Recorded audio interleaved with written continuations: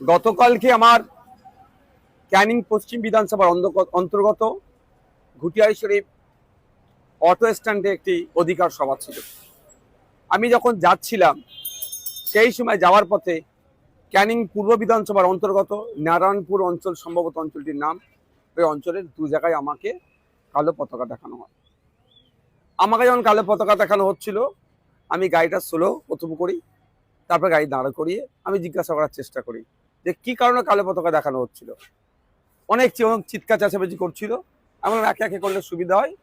তো কিছু লোকজন বললো যে আপনি যেখানে যাচ্ছেন তারা সব গেঁজা, এই ধরনের অনৈতিক কাজ করে, ব্যবসা করে, ডিলার সব আমাদের গ্রামের ছেলেদেরকে ধ্বংস করে দিচ্ছে।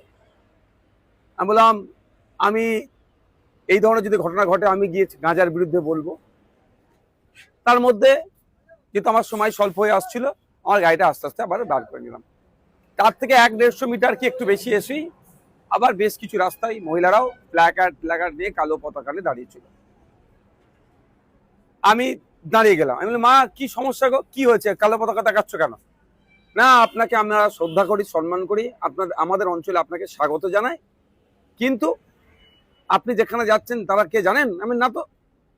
কে, তারা কারা? এ ধরনের কথাবার্তার আদান প্রদান হলো। তাদের বক্তব্য হচ্ছে যে আমার যারা প্রোগ্রাম অ্যারেঞ্জ করেছে তারা নাকি ওই ধরনের অনৈতিক কাজ করে, গাঁজা টাজা এই ধরনের সব ডিলার্স দিয়ে। আমি বললাম, মা আমি যদি স্টেজে উঠে গাঁজার বিরুদ্ধে বলি তোমরা খুশি হবে তো?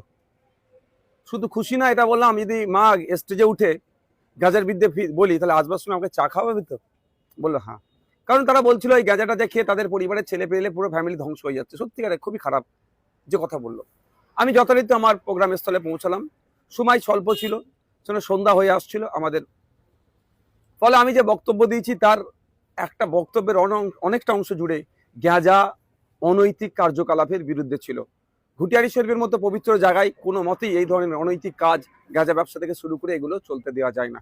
তার সাথে আমি এটাও বলেছি, গাঁজা তার পশ্চিমবাংলা সে অর্থে চাষ হয় না, আসছে কোথা থেকে? বেশি শুনেছি নাকি উড়িষ্যার দিক থেকে আসে।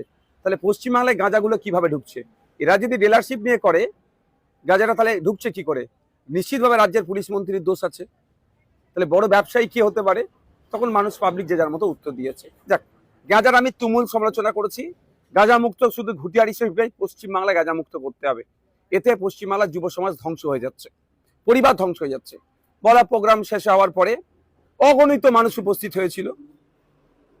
সে প্রোগ্রামের স্থলে নোংরামি করার জন্য শাসক দল তার বড় বড় ঝান্ডা লাগিয়ে দিয়েছে। আমি একটা ঝান্ডা সরাইনি, তারা দিয়েছে দিক।